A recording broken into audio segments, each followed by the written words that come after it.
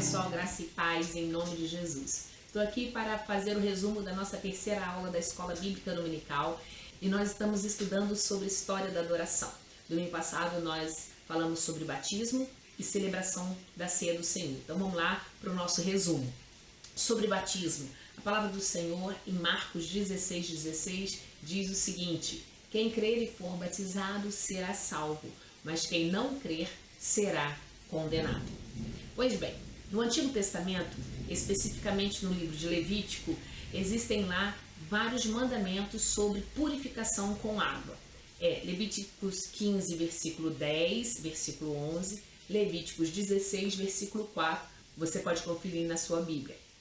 Há registros de 2 cerimoniais de purificação, 2 lavagens cerimoniais de purificação, tanto na Bíblia quanto no Talmud. O Talmud é uma compilação de oração, de costume, de leis, até de folclores do judaísmo, que ela foi compilada desde a época de Esdras até o 6º ou 7º século depois de Cristo.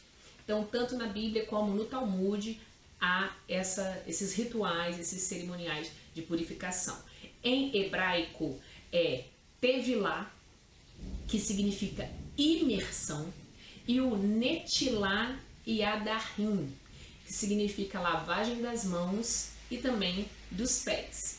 Essa questão do lavagem das mãos, que é o netilá, nós achamos uma comprovação dela em 2 Reis 3:11, onde ali o escravo que era responsável por lavar as mãos dos seus senhores. Então,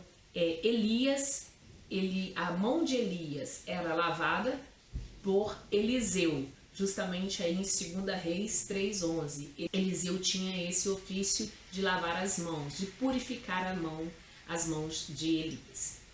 Em Mateus 15, Jesus entra numa discussão sobre o costume de se lavar as mãos. Tá? E esse costume de se lavar as mãos não era apenas higiene, mas era uma purificação ritualística. Nós encontramos também aquela passagem onde Jesus lava os pés dos discípulos, pois os escravos, os servos que eram encarregados deste ofício, de lavar as mãos dos seus senhores. Pilatos também, ele não era judeu, mas ele, na condenação ali de Jesus, ele lavou as mãos, ele fez um ritual judeu para exemplificar que ele estava limpo, estava purificado do sangue inocente de Jesus. Em algum momento, no período do Segundo Templo em diante, gentios que queriam se converter ao judaísmo deveriam demonstrar sua conversão através do batismo perante testemunhas. E o sentido da palavra tevilá em hebraico é molhar por completo. No Novo Testamento, essa palavra tevilá é traduzida por baptisma, baptismos, baptismatos, bapto. Todas essas palavras de igual significado, molhar por completo. Por isso que qualquer tipo de batismo que não inclua imersão completa não é batismo. Comprovações de que havia esse ritual sendo praticado pelo povo judeu nas escavações arqueológicas e nos achados arqueológicos. Essas fotos que nós vamos ver, nós tiramos do Evidências do Dr. Rodrigo Silva, que é um programa que vale a pena ser assistido e estudado. Essa casa é do 1º século, fica no Monte Sião e tem uma banheira e um tanque de purificações. Lembrando que as casas que tinham de pessoas ricas que poderiam fazer esse tipo de construção. Agora a gente vai ver essa escada para um tanque de purificação.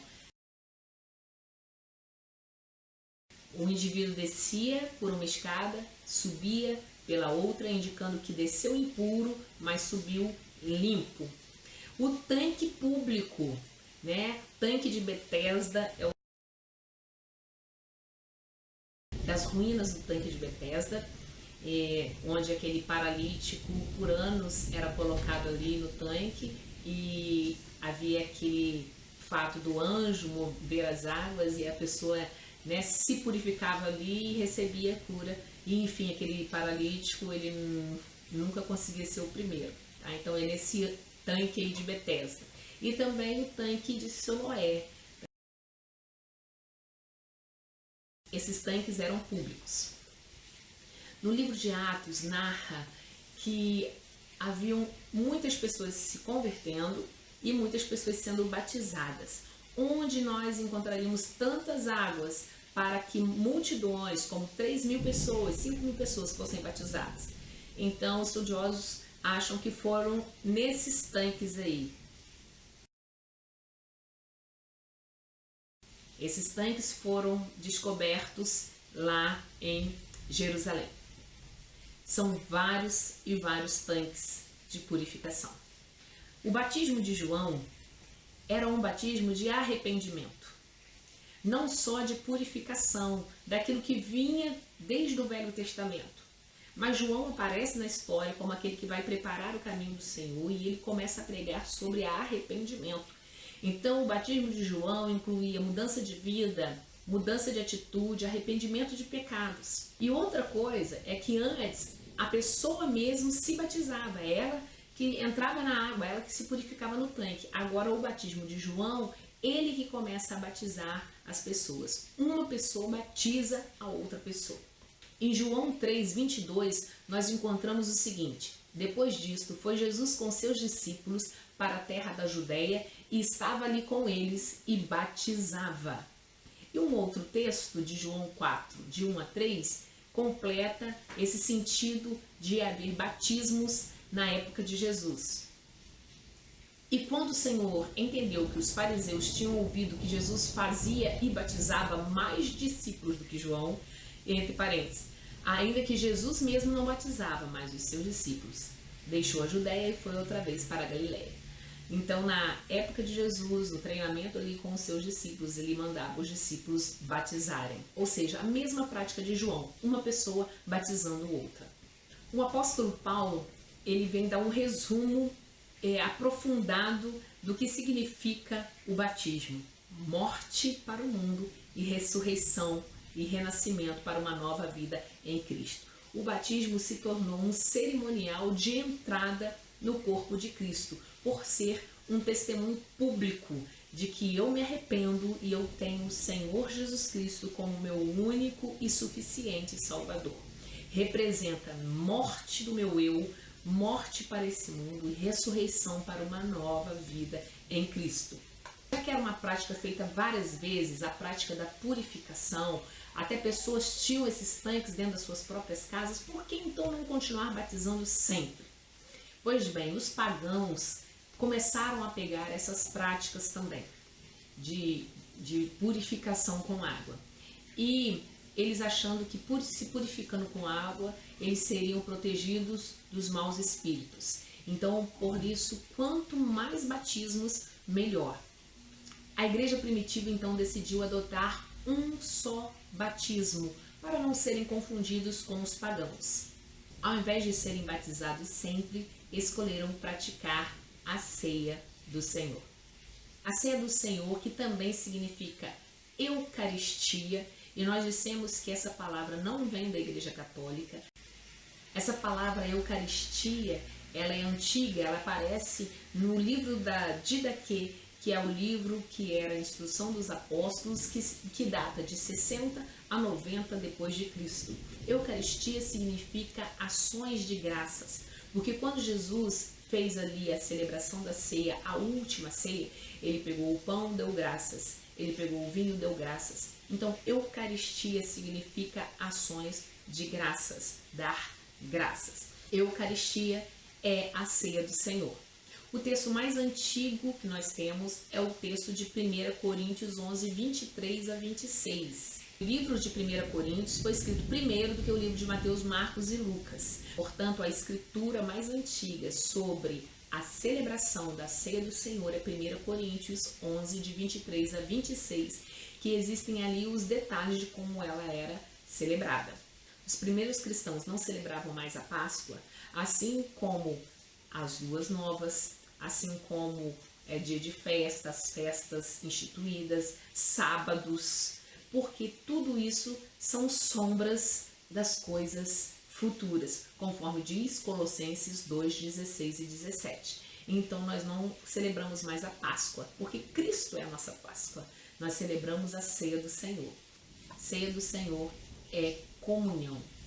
Didaquê 9, versículo 5 diz que ninguém coma nem beba da Eucaristia sem antes ter sido batizado em nome do Senhor, pois sobre isso o Senhor disse, não deem as coisas santas aos cães. Ou seja, essa questão de só pertencer a uma igreja depois do batismo não é de agora, não é uma prática da Igreja Batista, nem das denominações de agora, que existem agora. É uma prática desde a igreja do primeiro século. Batizou, entrou no rol de membros. Didaquê 14, versículo 1. Reúna-se no dia do Senhor para partir o pão e agradecer após ter confessado os seus pecados, para que o sacrifício seja puro. Ou seja, mais um exemplo aí da igreja do primeiro século se reunindo no domingo. Era uma prática desde o primeiro século. Atos 20, versículo 7. No primeiro dia da semana nos reunimos com a finalidade de partir o pão e Paulo pregou ao povo. Ou seja, todos os domingos era celebrada a ceia do Senhor, conforme diz aí Atos 20. 1 Coríntios 16, 2. No primeiro dia da semana, cada um de vós ponha de parte o que puder ajuntar, conforme a sua prosperidade, para que não se façam as coletas quando eu chegar. Dia de ofertar também era no dia do Senhor, no primeiro dia da semana, no domingo. A ceia do Senhor era uma refeição completa e também comunitária. Então, na Bíblia nós encontramos as pessoas celebrando a ceia do Senhor. Então, a princípio era partir do pão, todos comiam do mesmo pão e depois se alimentavam, faziam suas refeições e depois, no final dessa festa, todos bebiam um cálice e ali estaria finalizando o dia da celebração da ceia do Senhor. Só que isso, a própria palavra do Senhor disse que estava causando um pouco de confusão, porque os irmãos estavam chegando às vezes mais tarde e quando chegava já tinha sido comido muito da refeição e houve aquela bagunça toda. Então, ao longo do tempo, acabou-se com a refeição e só ficou mesmo o pão e o vinho. Por isso que hoje nós celebramos a ceia do Senhor apenas com pão e com cálice. Eu espero que você volte nas nossas aulas. Domingo que vem nós teremos outra aula abençoada em nome de Jesus. Você da equipe de louvor, músico que toca e que canta, não pode perder. Além da nossa comunhão, da gente rir juntos, nós estamos aprendendo um pouco de história juntos. Enquanto você, no próximo domingo, às 9 horas da manhã, na sala em cima da cantina. Tchau, tchau.